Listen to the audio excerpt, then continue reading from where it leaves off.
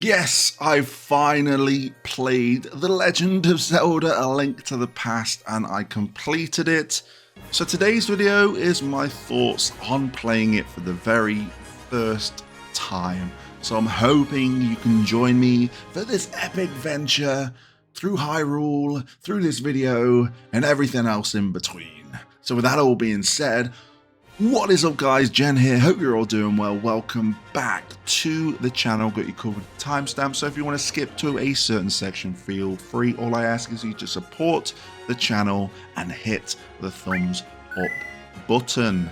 So let's dive straight in, and it's only natural to talk about how I got on this venture.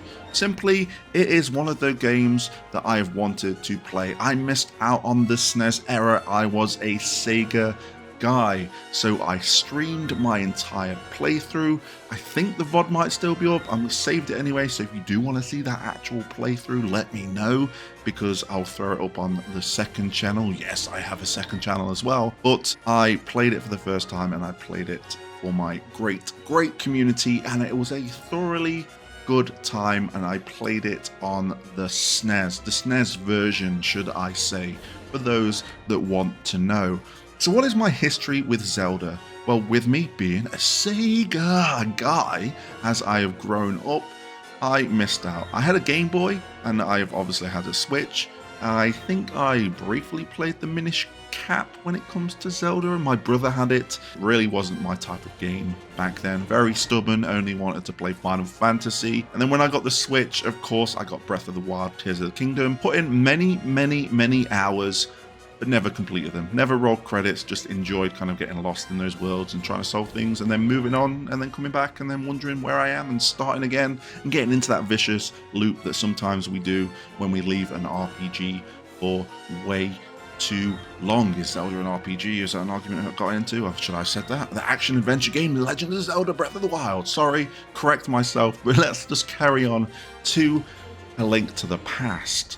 So I always start off with story and characters, and with this game, with it being a little bit older, there's a story. We gotta save Zelda. The way that most of these games work, an evil has taken over. We need to kind of do things along the way. We need to collect crystals. We need to free fairies. We need to do all of that. And if I've kind of destroyed it for those loyal enthusiasts out there, I apologize. But I enjoyed the story for what it was. I didn't dive too deep into it, but I like to see that there's a narrative guiding me along the game. And of course, the characters. What did I call my character? Well, I called my character Lonk because the Lonk mean, and it was nice just referring to him as Lonk throughout the whole playthrough. But main character, Lonk. Not much to say about him. Silent protagonist, little he's and ha's and ha along the way, and then obviously there's other characters. There's probably many to note, like the random brothers that are soaring the tree. There's various shopkeepers. We have that old guy that was with Zelda, and I think he died. I can't remember. My memory is really poor. But I have no complaints about the story and characters. I just took it as it was. I didn't really dive really in and become like a lore nerd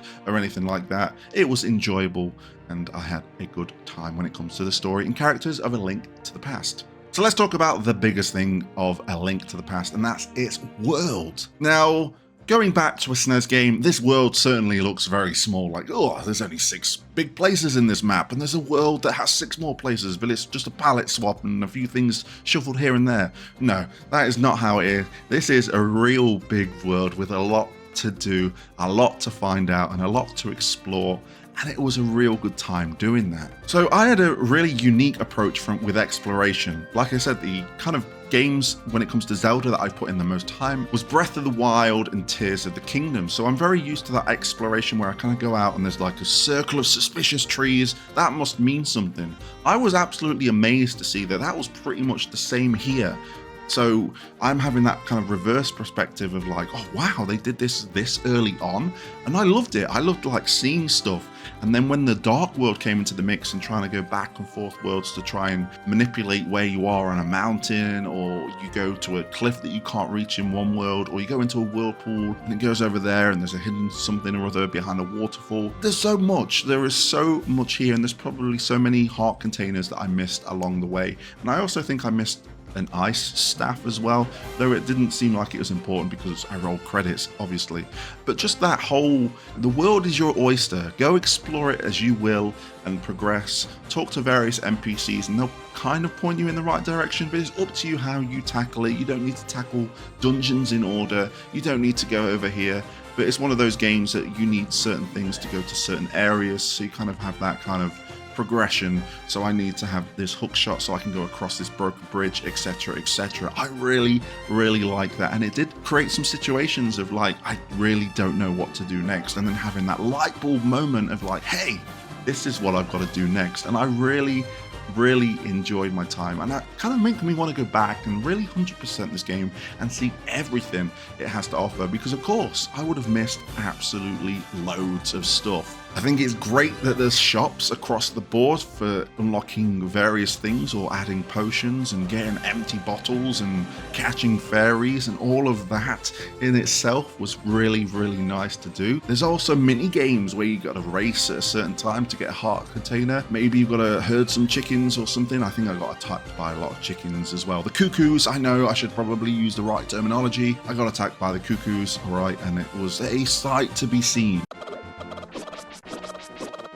This chicken, I'm destroying this chicken. Holy shit. Oh my god. Holy moly. Oh my god. Oh my. Shh. Oh my, leave me alone. Please leave me. Oh my god. My health.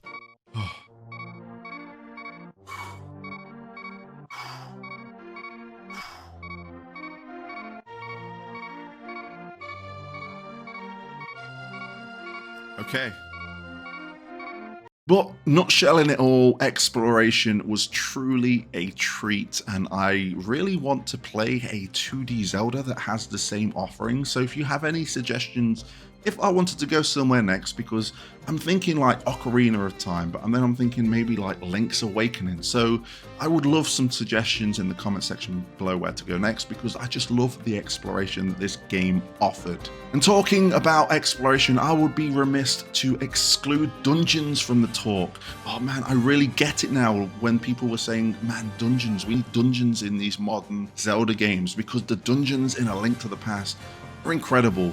I love puzzle solving. I love getting stuck and really hitting a brick wall and bashing my head so many times till I go insane, because there is so much in it here in The Link to the Past. Trying to solve something, realizing that you don't have something, going back and getting it, finally clicking on that you need to go through here or throw a bomb to break that wall, and then getting to the end of the dungeon, and then the bosses. These unique bosses that usually require you to use a newly unlocked item that you've got in there was great. Though there was one boss that kept doing the same thing, and I had the same reaction to both, and I ended up using the mirror on both occasions, going back to the entrance of the dungeon. It was pretty embarrassing, but funny nonetheless. That was the experience I had with this game, and just solving the dungeons and solving the bosses, making mistakes was a treat. Honestly, a majority of this review is praising it. I can see why it is so highly rated. It is one of my all-time favorites now, and again, I do want to dive back in and 100% this bad boy. But let's talk about the combat, because we're talking about a game with all these things. I've talked about exploration, but combat's, you know, it's a little bit lower when it comes to what to talk about. There's nothing wrong with it. There's just not much to it. You swing your sword, you can deflect stuff with your shields with certain positioning. You can also unlock the bow and arrow, you get magic wands, you get a grappling hook, you can lay bombs, you get magic spells. There is a lot here, but there's not a lot to it. I didn't feel like I was sifting through so many options, but that might have just been me, or maybe I was just so accustomed to just using the sword and then upgrading that and making sure I've got full health. Nothing was really stopping me, though I did experience quite a lot of deaths as well. I think I got like 31 deaths in total. I might be wrong, I might have been quite generous to myself, but yeah, combat, no complaints with it so whatsoever. It was a nice little action adventure game with all the bells and whistles that you would expect and all the upgrades to all of the things along the game. So yes, combat is what it was, and it was thoroughly enjoyable.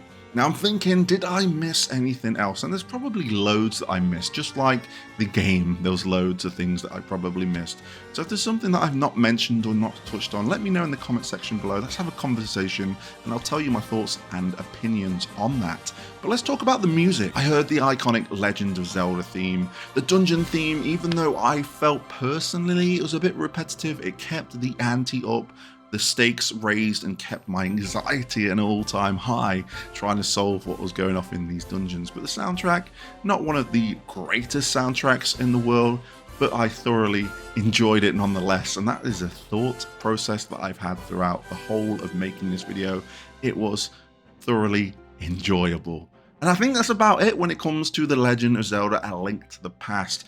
I really like this and I want to play more games like this because I had a ball of a time. I don't know if it's because I was streaming it and I got to share that experience. I don't know if I would have had a difference of opinion if I played this on my own, or maybe I would have got sick of it a little bit more quicker than streaming. I don't know, but the experience I had was great. Have you played The Legend of Zelda: Link to the Past? Let me know in the comment section below. Really interested to know your thoughts. Don't forget to support the channel, subscribe if you like the content, hit the notification bell if you want to be notified of that content, hit the thumbs up button, get involved in the comment section below, and until next time, I'll catch you on the flip side.